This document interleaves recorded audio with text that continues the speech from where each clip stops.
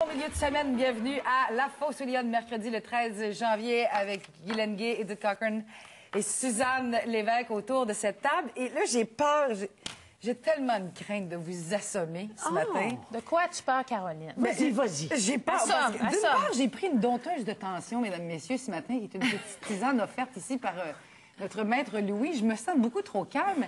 Et là, tu es domptée, Caro. Et j'ai peur de vous parler de politique et de vous assommer davantage, mais il en reste pour moi que samedi dernier, dans ma presse, il y a ce sondage qui a attiré mon attention.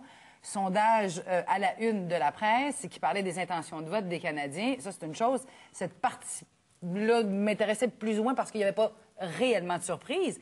La partie qui m'intéressait, c'était les questions plus personnelles posées aux Canadiens, à savoir quel type de personnalité croit-il que nos politiciens sont. En gros, ce qui ressort auprès des Canadiens, c'est que Michael Ignatieff semble un peu ronflant, beaucoup trop intello et inaccessible. Jack Layton, ça semble être le bon gars par excellence, bien proche des gens. Stephen Harper, les choses sérieuses, on le croirait dans la fonction des choses sérieuses, Stephen Harper. Et puis là, je me disais, ben coudonc, la politique, est-ce que c'est vraiment rendu ça? Bonsoir le contenu, exit le contenu, exclusivement sur les personnalités. Edith. Sors de ta dompteuse de tension. Suzanne, toi. Et là, pas mis de bouée à cette phrase. Est-ce que c'est moi? Non, mais tu fais la démonstration toi-même que tu as raison, puisque tout l'aspect du sondage qui relevait du contenu politique ne t'a pas intéressé. De toute évidence, tu tombes dans cette catégorie-là.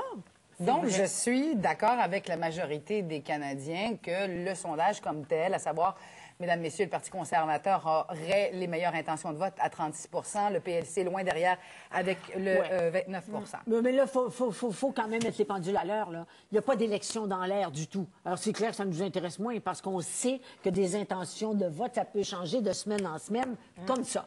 Alors, bon, la semaine prochaine, ce sera autre chose. C'est clair que ça attire moins notre attention. Mais de savoir qu'on a envie de chanter Feu, feu, joli feu avec Jack Layton, c'est pas, garde, c'est pas inintéressant. Il faut qu'il y ait un peu de ça. Il faut qu'on soit charmé à quelque part par le politicien. Il faut qu'on soit charmé par ce qu'il nous dit, mais en même temps, il faut qu'on ait envie de l'écouter. Donc, il faut que... C'est important. Mais est-ce qu'il n'y a pas un danger dans cette optique-là? J'allais dire Esther. Edith, oui, j'allais dire Esther encore.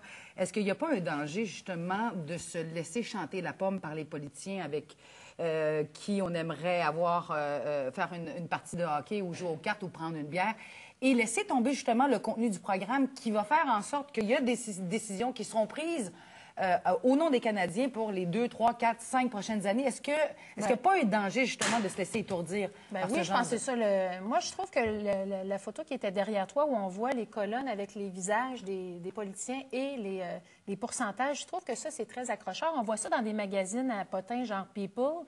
Je trouve que ça, cette formule-là, c'est accrocheur. Puis les gens vont le lire d'ores et déjà. Est-ce que ça nous influence? Oui, mais moi, je pense que les gens aiment ça savoir, aiment ça voir quel parallèle ils peuvent avoir entre le politicien puis entre eux. Mais je pense qu'un politicien doit être charmant. Un politicien, parce qu'il faut qu'il soit rassembleur, il faut qu'il nous charme. On pense tout de suite à René Lévesque, bien sûr. René Lévesque, c'était un charmeur, il y avait du charisme, il y avait... Bon, donc, d'emblée, on l'écoutait. Puis en plus, ce qu'il disait, ça nous parlait. Alors là, c'est sûr... Il y avait de la matière, René Lévesque. Oui, il y avait de la matière aussi, en plus. Oui. Mais moi, j'ai pas du tout honte de m'intéresser à la personnalité de telle personne ou pas, en fonction d'un vote que j'aurai à faire. Il y a son contenu, ce qu'il met de l'avant, mais je veux avoir... S'il prend une politique audacieusement, René Lévesque, là, l'indépendance du Québec demain matin, René Lévesque. Ben oui, mais c'est... Par contre, tous les autres après, plus jamais. Non. Parce que on est très interpellés par la manière dont les gens s'adressent à nous, la manière dont ils nous parlent, la manière dont ils réfléchissent avec nous, la manière dont ils nous font participer à leur idéal. Ça joue, ça, c'est extrêmement important. Et on veut être en communication avec cet aspect-là de leur personne. Les traits de personnalité, c'est important. Posons la question, si vous le voulez bien. Ce matin, on a un invité spécial dans nos studios, le député de Chauveau, le nouveau...